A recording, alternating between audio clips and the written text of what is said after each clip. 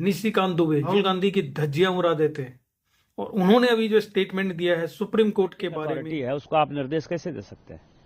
भारत के chief justice का appointment Bharat का राष्ट्रपति, इस देश का कानून भारत का पार्लियामेंट बनाता है। उस पार्लियामेंट को आप डिक्टेट करेंगे? राष्ट्रपति को 3 महीने के अंदर फैसला करना, ये किस कानून में लिखा हुआ है? इसका मतलब यह है कि आप इस देश को एनार्की की तरफ ऐसा नहीं है जो गलत कहा गया हो, जो भी कहा है वो बिल्कुल सही कहा है, लेकिन सच्चाई पचती कहाँ है। का जो बयान था उसको लेकर विपक्षी और जो सेकुलर मीडिया है वो हाय दोवा मचा रही है। क्या मोदी सरकार कुछ बड़ा करने जा रही है? लग तो ऐसा ही रहा है। बीजेपी जो स्ट्रेटेजी बनाती है उसको बाहर लाना किसी मीडिया वाले का बस का बात नहीं है। तब तक गवर्नर और प्रेसिडेंट के ऊपर स्टेटमेंट दिया, टिप्पणी करी, रेप करे, कोई मर्डर करे, तो क्या उस पर एफआईआर पुलिस नहीं कर पाएगी? क्या सुप्रीम कोर्ट के जज से परमिशन लेनी पड़ेगी? क्या उस पर फिर से काम कर रही है? फिर से वो आने वाला है? क्या कॉलेजियम सिस्टम खत्म होने वाला है? इसलिए थोड़ी छूट दी है कि टेस्ट करने के लिए कि इसका क्या रिप्रिकॉशन होता है।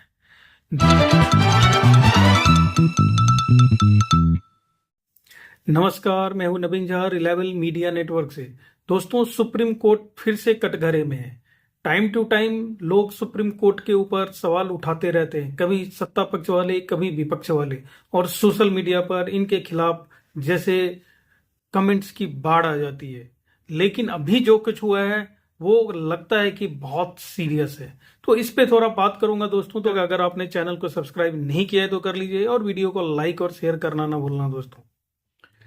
झारखंड से बीजेपी के दुमका से एमपी हैं, 4 बार के एमपी निशिकांत दुबे, जिनको आप लोकसभा में जब भी बहस होती है आप सुनते होंगे, बहुत ही धमाकेदार भाषण देते हैं और तथ्यों के साथ देते हैं, राहुल गांधी की धज्जियां उड़ा देते हैं। और उन्होंने अभी जो स्टेटमेंट दिया है सुप्रीम कोर्ट के बारे में, उससे पूरे राजनीतिक हलकों में तहलका मचा हुआ है दोस्तों। पहले सुनिए निशिकांत दुबे ने सुप्रीम कोर्ट के ऊपर क्या कहा है, फिर उसके बाद बात करते हैं दोस्तों। जो अपॉइंटिंग अथॉरिटी है उसको आप निर्देश कैसे दे सकते हैं?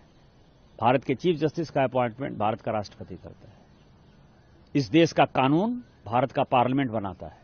उस पार्लियामेंट को आप डिक्टेट करेंगे? 5 जज बेंच की, जो मैं आपको बताऊं कि नजीर की एक जजमेंट है, 1942 की प्रिवी काउंसिल की जजमेंट है, उसमें यह कहा गया कि जहां कानून नहीं लिखा हुआ है उसके बारे में यदि प्रिवी काउंसिल या सुप्रीम कोर्ट कोई जजमेंट देती है तो बात समझ में आती है। यहां पूरा जजमेंट लिखा हुआ है कि राष्ट्रपति का क्या अधिकार है, उपराष्ट्रपति का क्या अधिकार है, प्रधानमंत्री का क्या अधिकार है, हमारे पार्लियामेंट का क्या अधिकार है, हमारे सुप्रीम कोर्ट का क्या अधिकार है, हाई कोर्ट का अधिकार है। जब सब कुछ लिखत पढ़त में है तो तुम नया कानून कैसे बना दिया? 3 महीना कहां से लेके आ गए कि राष्ट्रपति को 3 महीने के अंदर फैसला करना? यह किस कानून में लिखा हुआ है? इसका मतलब यह है कि आप इस देश को एनार्की की तरफ ले जाना चाहते हो, और एनार्की जो है इस देश में बर्दाश्त नहीं होगी। जब नया कानून आएगा, जब नया पार्लियामेंट बैठेगा, इसके ऊपर विस्तृत चर्चा होगी, और फिर से नेशनल जुडिशियल अकाउंटिंग सिस्टम जो हमने एनजेएसी बनाया था, जिसमें कि राष्ट्रपति का चुनाव कैसे होगा, प्रधानमंत्री का कैसे चुनाव होगा, वो तो संविधान में लिखा हुआ है, लेकिन आपके भाई भतीजावाद के आधार पर जज का चुनाव नहीं होगा। शेड्यूल कास्ट जज नहीं है, शेड्यूल ट्राइब जज नहीं है, ओबीसी जज नहीं है। मैक्सिमम 78-80% जो है, 78-80% जो है केवल और केवल जो है सवर्ण जाति के जो है जज बैठे हुए हैं, और आप अपना कानून चलाओगे। यह कानून नहीं चलेगा। सुन लिया आपने निशिकांत दुबे का बयान। इस बयान में कुछ भी ऐसा नहीं है जो गलत कहा गया हो, जो भी कहा है वो बिल्कुल सही कहा है, लेकिन सच्चाई पचती कहाँ है लोगों को। इसके ठीक बयान देने के तुरंत बाद जेपी नड्डा, जो बीजेपी के अध्यक्ष हैं, उन्होंने अपने आप को, मतलब पार्टी को, इस बयान से अलग कर लिया और उसको निशिकांत दुबे का व्यक्तिगत बयान बता दिया। लेकिन ऐसा क्यों होता है कि बीजेपी अपने एमपी के साथ खड़ी नहीं होती है? निशिकांत दुबे ने जो कहा उसे नड्डा ने तो पार्टी को उससे अलग कर दिया उसके बयान से, लेकिन पार्टी के अंदर ही बहुत सारे नेता हैं जो इस बयान से सहमत हैं, और मीडिया में, सोशल मीडिया में उनके स्टेटमेंट आ गए हैं। जैसे यूपी के डिप्टी सीएम थे दिनेश शर्मा, उनका बयान आ गया, कैलाश विजयवर्गीय का बयान आ गया, हेमंत बिस्व शर्मा का भी बयान आ गया, और उससे भी ऊपर राज्यसभा के एमपी हैं मनन मिश्रा, जो अभी अभी बने हैं और बार एसोसिएशन के अध्यक्ष भी हैं दिल्ली में, उनका भी स्टेटमेंट आ गया। अब उनके बयान से तो नड्डा ने अपने आप को या बीजेपी को अलग नहीं किया है, सिर्फ निशिकांत दुबे के बयान को से अपने आप को अलग किया है बीजेपी से। तो इसके क्या कारण है? अब निशिकांत दुबे का जो बयान था उसको लेकर विपक्षी और जो सेकुलर मीडिया है वो हाय तौबा मचा रही है। शाम से 5 बजे से लेके रात के 10 बजे तक उस पर डिबेट चल रही है कि निशिकांत दुबे ने ऐसा कैसे बोल दिया, सुप्रीम कोर्ट के ऊपर ऐसा स्टेटमेंट कैसे दे सकता है, जबकि यही लोग थे जब 370 पे आया था, जब राम मंदिर का फैसला आया था, जब सीएए का फैसला आया था, जब किसान कानून का फैसला आया था, तो यही लोग सुप्रीम कोर्ट के ऊपर हाथ धो के भरे थे। लेकिन अभी सुप्रीम कोर्ट के फेवर में बैटिंग कर रहे हैं। तो ऐसा क्यों हो रहा है? क्या मोदी सरकार कुछ बड़ा करने जा रही है? लग तो ऐसा ही रहा है, क्योंकि आप देखिए नड्डा ने तो अपने आप को, बीजेपी को उससे अलग कर दिया उस बयान से, लेकिन सरकार की तरफ से कोई भी नुमाइंदा आकर उसको डिफेंड ना तो डिफेंड किया है या ना उसको अपने आप को अलग किया है। तो इसके क्या कारण है और ये कब हुआ है दोस्तों? देख लीजिए, अभी पिछले हफ्ते ही मोदी जी की एमपीज के साथ बैठक हुई है, उनकी मंत्रियों के साथ बैठक हुई है, और जो बड़े बड़े नेता हैं, जो अध्यक्ष का चुनाव जो होने वाला है कहते तो उसके ऊपर हुई है, लेकिन अध्यक्ष के चुनाव में एमपीज का और मंत्रियों से इतनी बड़ी मंत्रणा करना मुझे नहीं लगता कि कोई बात रही होगी। तो कुछ तो ना कुछ तो बात रही होगी, लेकिन बीजेपी जो स्ट्रेटेजी बनाती है उसको बाहर लाना किसी मीडिया वाले का बस का बात नहीं है, तब तक जब तक कि बीजेपी वाले खुद ही इसको डिस्क्लोज ना करे।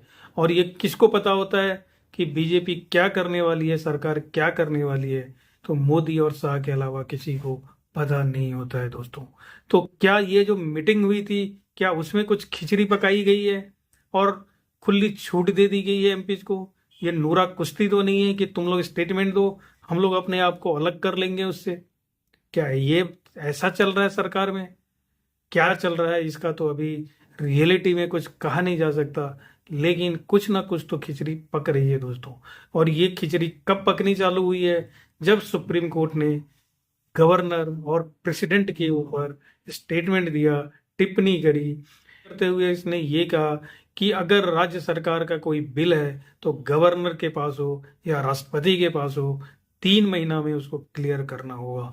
और यही स्टेटमेंट जो था, यही जो फैसला था सुप्रीम कोर्ट का, वो जी का जंजाल बन गया है।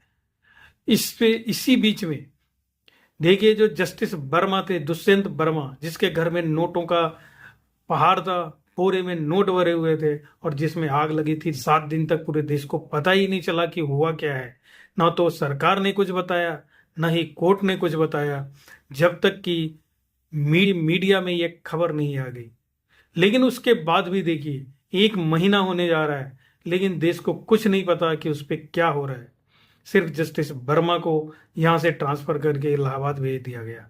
आप सोच लीजिए कि अगर ऐसे नोट की बोरियां किसी आम आदमी के घर मिली होती, आम आदमी को तो छोड़ दीजिए, किसी मिनिस्टर के घर मिला होता, किसी और पॉलिटिशियन के घर मिला होता, किसी चीफ मिनिस्टर के यहाँ मिला होता, तो उसका क्या हाल होता? अभी वो जेल में सड़ रहा होता, ईडी सीबीआई सब दबिश दे चुकी होती। लेकिन सुप्रीम कोर्ट के जज या हाई कोर्ट के जो जज हैं, उनको ऐसी सिक्योरिटी मिली हुई है कि पुलिस एफआईआर नहीं कर सकती है। एफआईआर करने के लिए सुप्रीम कोर्ट के चीफ जस्टिस से परमिशन लेनी पड़ेगी। ये क्या बात होगी कि अगर कोई जज रेप करे, कोई मर्डर करे, तो क्या उस पर एफआईआर पुलिस नहीं कर पाएगी? क्या सुप्रीम कोर्ट के जज से परमिशन लेनी पड़ेगी? और सुप्रीम कोर्ट का जज जो है वो परमिशन ना दे तो क्या होगा? इसी केस में ऐसा ही हुआ है। सुप्रीम कोर्ट का जो जज है वो कुंडली मार के बैठा हुआ, कमेटी बनाई है। कमेटी कब तक रिपोर्ट देगी और क्या रिपोर्ट देगी? जबकि उसके घर में नोट मिला है, नोट से मिले हुए बोरे मिले हैं और वो जले हुए थे, पुलिस के पास सारे रिकॉर्ड है। लेकिन पुलिस के मुंह पे टेप लगा हुआ है, सरकार के मुंह पे भी टेप लगा हुआ है। सरकार भी सुप्रीम कोर्ट से डायरेक्ट कन्फ्रंटेशन लेना नहीं चाहती है। तो इसका क्या उपाय है?